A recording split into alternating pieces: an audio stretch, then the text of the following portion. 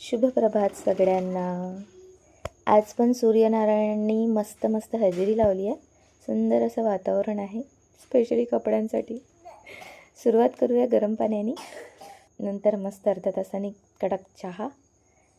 आज आमच्या अथांगचा मूड जरा बरोबर नाही आहे। शाळेत तो गेलेला नाही आहे, पण तेवर तर बापरे बघा।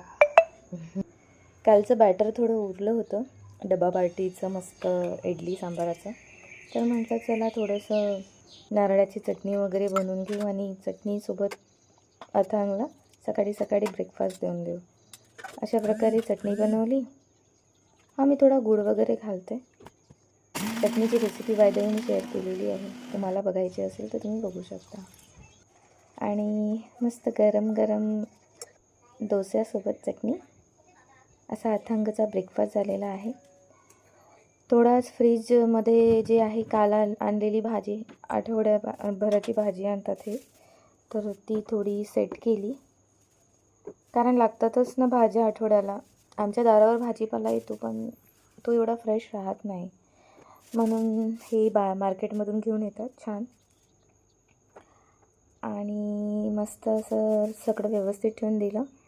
सांबार वगैरे डब्यात भरून ठेवला आणि मस्त फ्रीजमध्ये ठेवून दिलं आणि झालं।